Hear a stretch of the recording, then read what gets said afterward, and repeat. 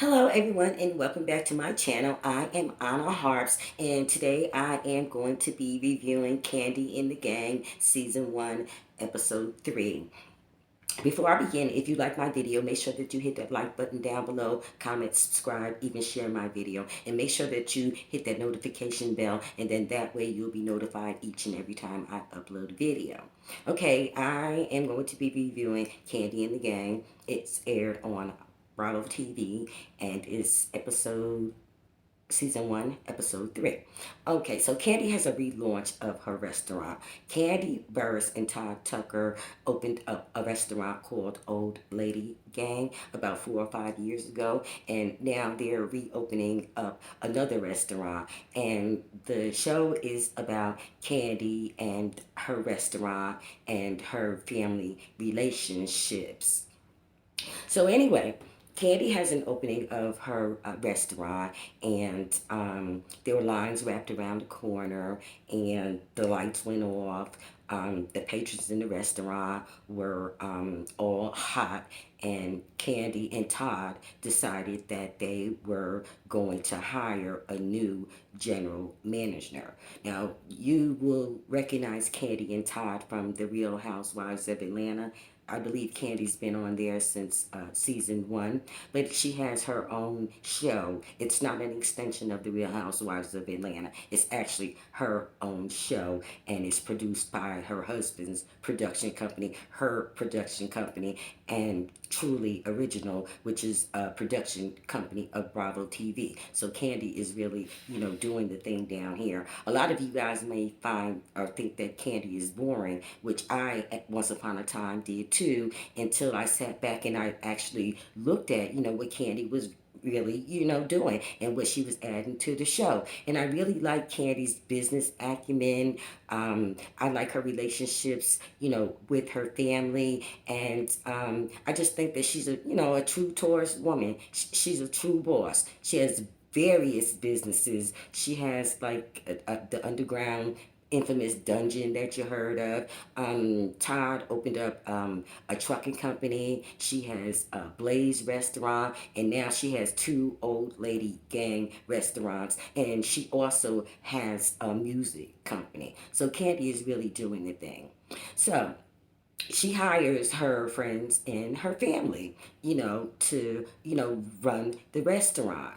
But the Yelp reviews are showing that some of the employees are rude and that the service is slow. So she hires a general manager, and his name is Philip. So he comes into the restaurant to try to whip the employees in shape, but they don't take a liking to him because they don't know who he is, and he just came in there, with this dictator management style. You have different types of management styles. You have your authoritarian dictator management style, and then you also have your democratic management style. So I don't know, how his approach is going to be effective with these employees, being that some of them only make $12 an hour. And according to those Yelp reviews, the service is slow, so you know that they're not making any tips. So I would suggest that you try to get, those young guys, on your side,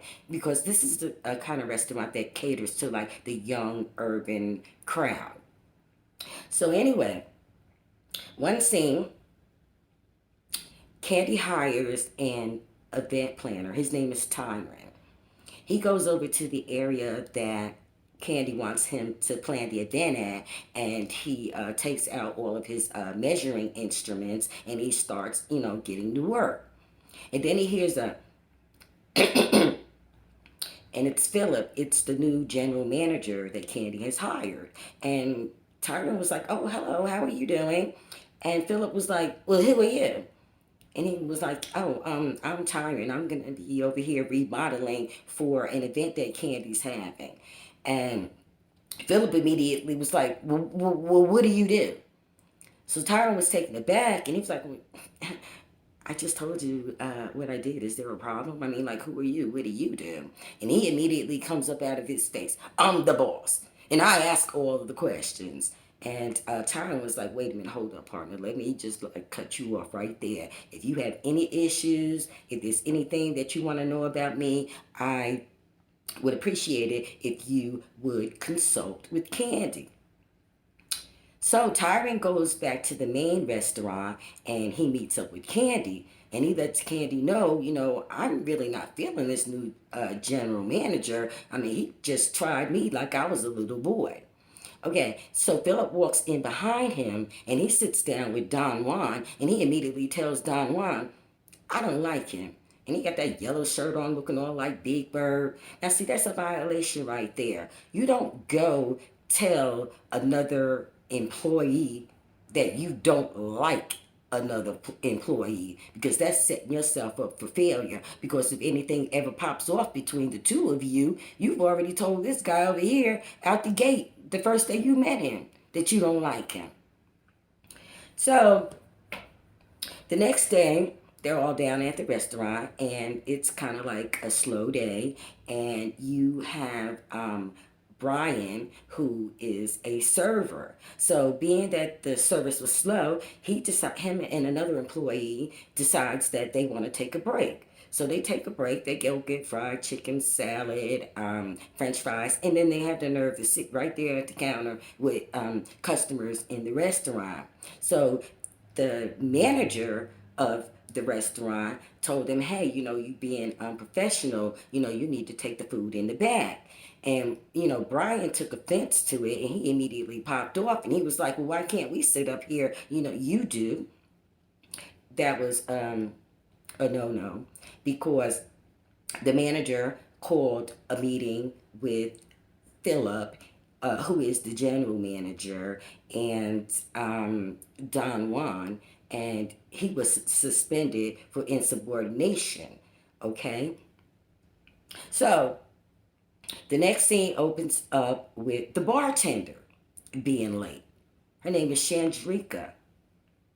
And I'm like, Shandricka? Your mother really did you a disservice by naming you that name.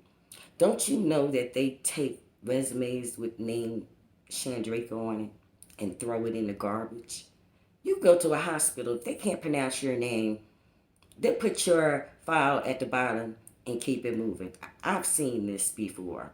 Now, let's just look at this. Okay, you're in a board meeting and you're being introduced, okay, by your boss. And your boss says, okay, I'd like to bring up Onna, Ryan, and Shandricka.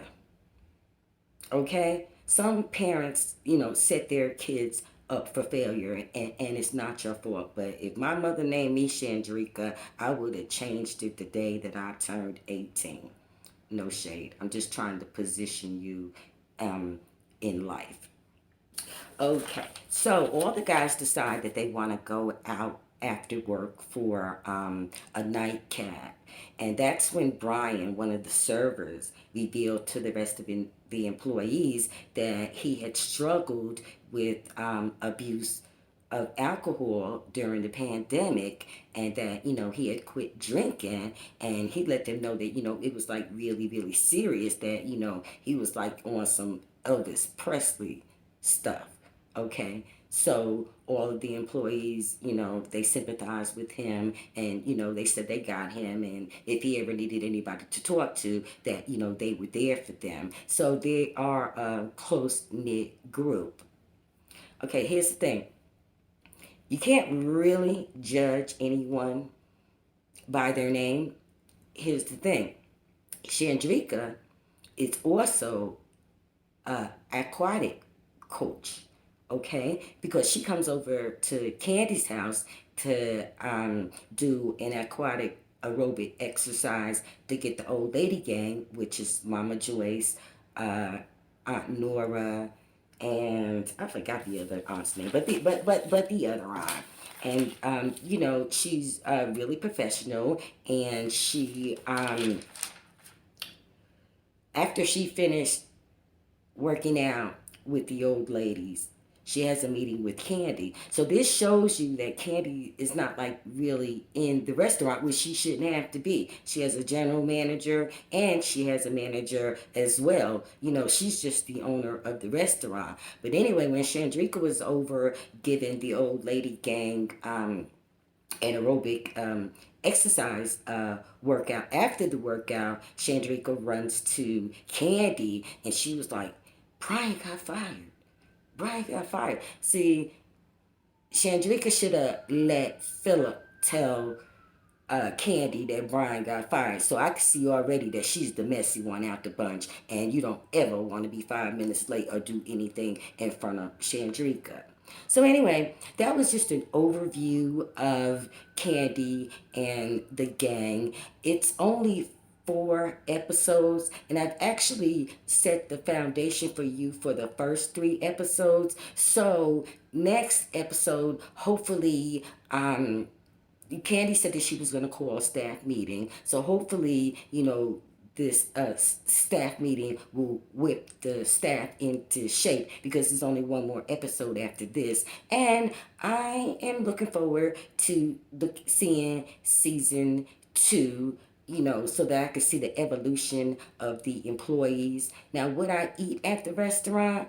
I mean, I don't know because, like, the chicken, you know, it wasn't like golden brown. It didn't have any paprika on it. And the only thing that I actually saw at the restaurant, as I said, was fried chicken, french fries, salad. And I thought I saw some oxtails, but it was never, you know, showcased again. And the layout of the restaurant is kind of like it's 2 restaurants in one because there's a bar area and they have, you know, top shelf alcohol, you know, various exotic drinks, and they also, you know, have a bartender as well. And that's another thing too, Kandi, you might want to clean up behind that bar because, I mean, if you saw all the open ketchup packets and lemons just waiting to be a slip hazard behind the bar, I'm quite sure that you would have something to say about that. But anyway, to my question, would I eat there? Probably not, because you know you eat with your eyes, and from what I saw, you know, it was just okay. And I'm quite sure that the food tastes great for the demographics that it's geared towards, because as I said, it's geared towards a more, you know, urban crowd. And when I say urban crowd, I'm talking about, it looked like there were, the majority of the people in there were in their 20s. Now, of course, there were a couple of small kids there and, you know, a couple of older kids, but I'm saying the atmosphere looked like it was geared towards, you know, 20 somethings. So, you know, no, I wouldn't eat there. And I don't think that Kandi is trying to showcase the restaurant to bring in customers. She's trying to show the business aspect of it and what she's doing in the community. So anyway, that concludes my review of Season 1, Episode 3, Kandi and the Gang. It's aired on Bravo TV, and the last episode for this season comes on tomorrow. I'm Onna Harps, and thank you for watching my video. If you like my video, make sure that you hit that like button down below, comment, subscribe, and hit that notification button, and then that way you'll be notified each and every time I upload a video. And stay tuned, I will be reviewing Love and Marriage Huntsville. I'll probably upload that video on Monday. So until next time, I'm Onna Harps. See ya, gotta go.